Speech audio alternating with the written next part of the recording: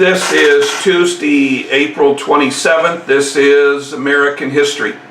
Well, the Vietnam War has advanced to 1972. The number of ground troops has decreased, but the number of bombings of the North has increased. More and more American planes are being shot down. Now, the peace process that began under Johnson has continued. The gentleman on the right in the glasses is Henry Kissinger. He is our representative at the Paris peace talks. And Kissinger is hopeful that by 1972 he can declare peace. Nixon had proposed lowering taxes, but spending on the war continued. The economy was becoming sluggish. The output was the same, but inflation was beginning to rise. Economists call this stagflation. Now, Congress began to withhold money for the Vietnam War as an incentive for Nixon to get out. Nixon began to take money from domestic programs like interstate highways and social programs like aid to dependent children and give them to the Defense Department. The Nixon administration was sued by various private agencies, saying Nixon had to spend the money the way Congress had suggested. The Supreme Court agreed that Nixon could only spend the money the way Congress suggested. Well, it is 1972. The Vietnam War is still going on. Nixon had barely won in '68, and there were various Democrats who began to prepare for the upcoming election.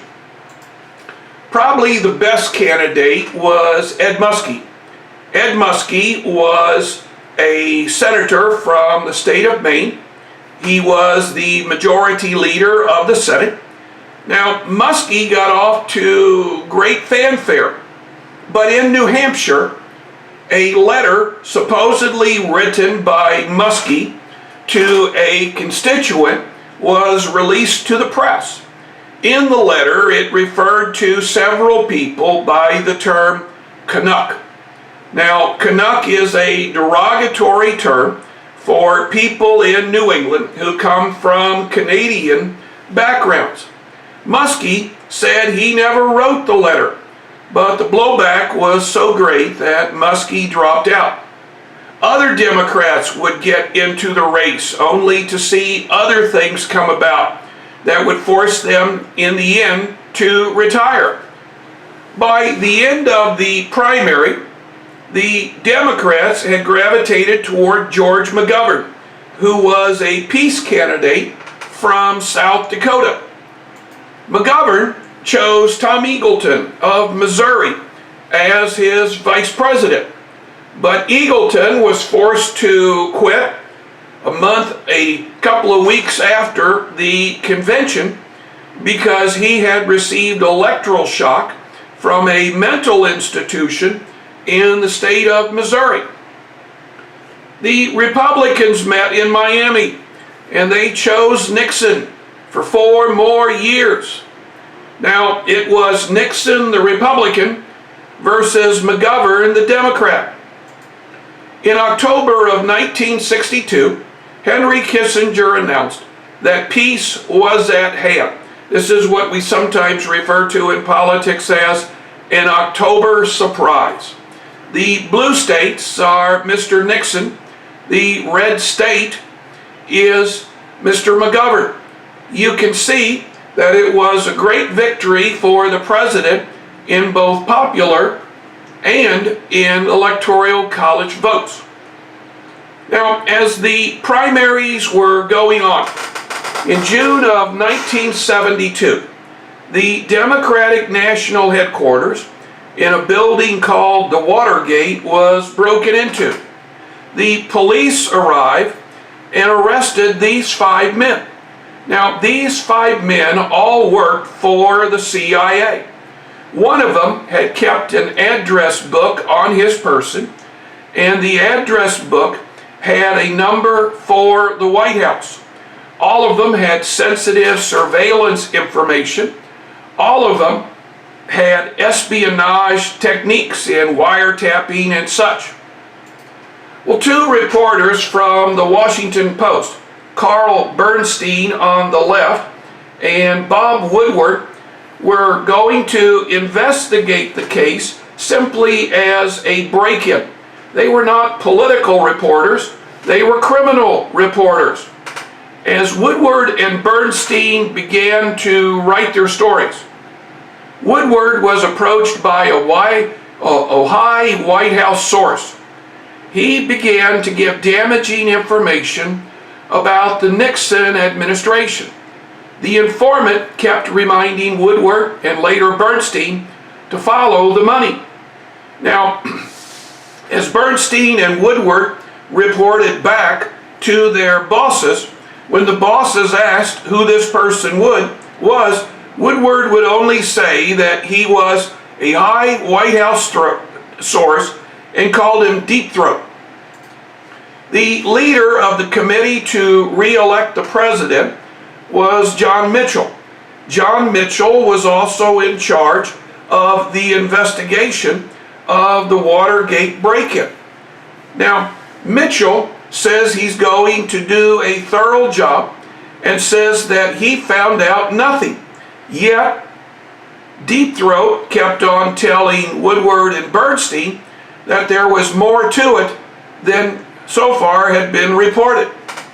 In time, the Washington Post, the New York Times, and several other news media will begin to find a trail from the CIA burglars to this man, G. Gordon Liddy, who most likely was their boss, to Howard Hunt, who worked in the White House.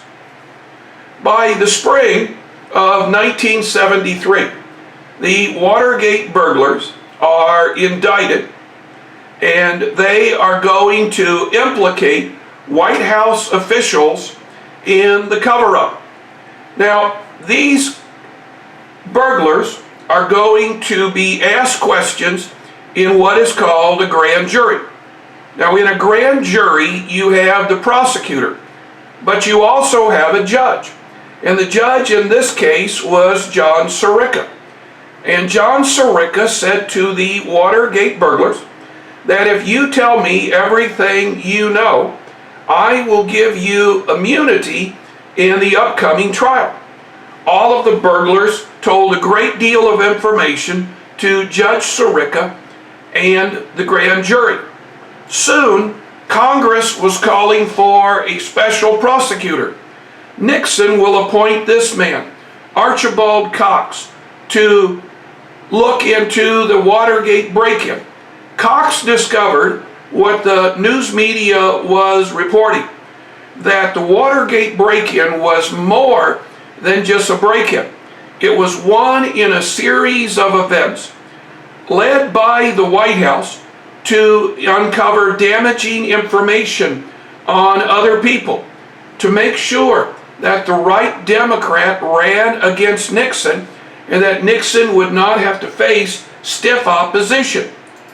By the summer of 1973, Nixon is going to fire Archibald Cox. Now, Cox could only be fired by the Attorney General, and the Attorney General refuses. He resigns. The Assistant Attorney General refuses, and he is fired. Eventually, Robert Bork, the Solicitor General, that would be the number 3 man, will fire Archibald Cox. This became known as the Saturday Night Massacre. Here is a video from NBC News about this. Well, Congress called for a special prosecutor, and Nixon appointed Leon Jaworski. In most regards, he was even tougher than Archibald Cox. Jaworski continued to uncover dirt and report it to Congress. In 1973, the Senate began an investigation of the Watergate break-in. The White House officials reported that all conversations in the White House had been tape recorded. The Senate called for the release of the tape. Nixon refused, citing executive privilege. John Dean was White House counsel. In other words, he advised the White House on what it should and should not do. Dean will be called before the Senate, and Dean will tell the Senate that the White House was involved in the cover-up, that the White House was involved in various burglaries, that the White House had manipulated the 1972 election. You have to remember that Watergate is not a simple break-in. It is a series of clandestine events organized by the White House to find out damaging information that had been leaked to the press about it. These are the people who became known as the plumbers, and those who wanted to make sure that the right person ran against Richard Nixon, someone Nixon could beat. Dean also spoke of dirty tricks the White House administration had pulled to make sure that the right Democrat was nominated. He talked about the Canuck letter being written by a White House source. He talked about the letter that sunk the Scoop Jackson campaign being written by another White House official. Now, of course, all the White House officials said Dean didn't know what he was talking about. Here is a breakdown of the Watergate in the White House. The Senate called upon the courts to order Richard Nixon to release the tapes. Nixon refused, but Nixon had an alternative plan.